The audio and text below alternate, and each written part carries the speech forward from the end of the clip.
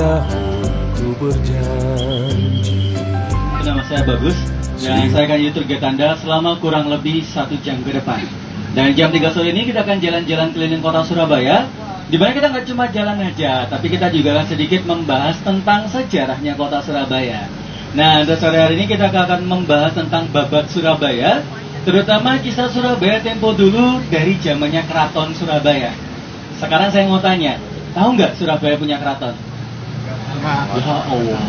Biasanya kalau dengar nama keraton ada di mana sih? Jogja, terus? Cirebon. Solo, bener.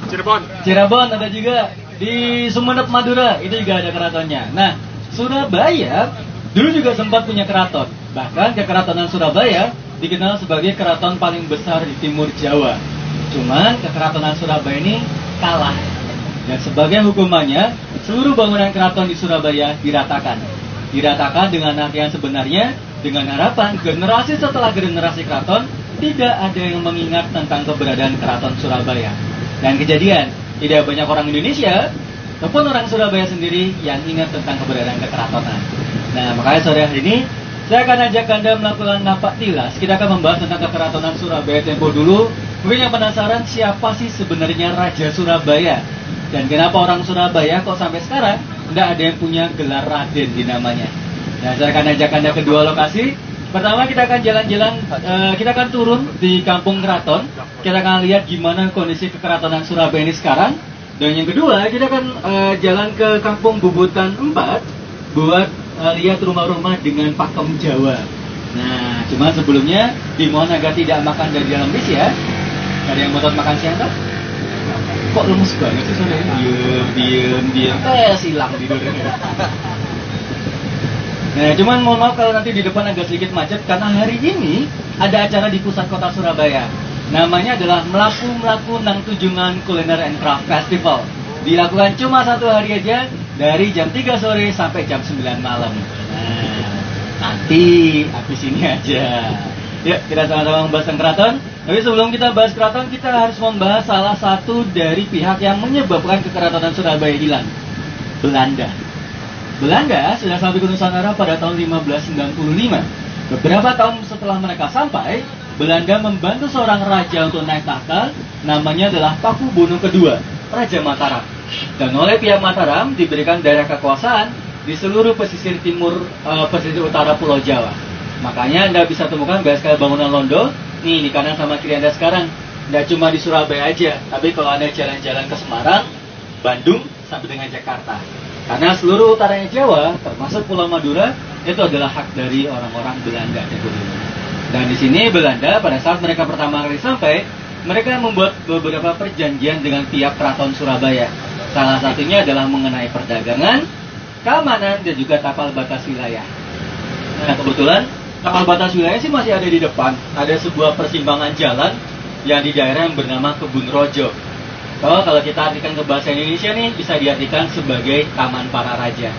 Nah, jadi dari Kebun Rojo di depan ke utara, ke belakang kita, ini adalah tempatnya orang-orang Belanda.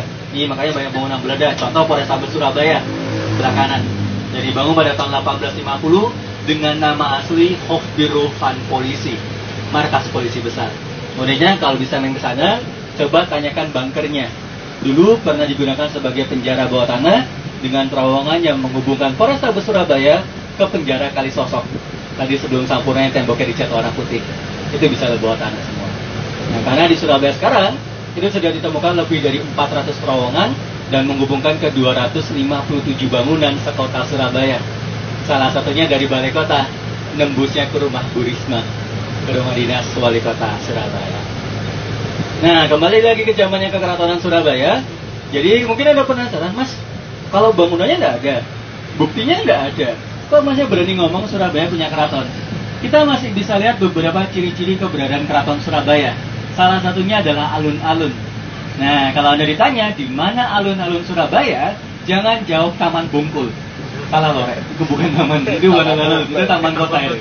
Alun-alunnya yang utara sekarang sudah berubah fungsi menjadi Bank Indonesia di depan sama Tugu Pahlawan, itu saja.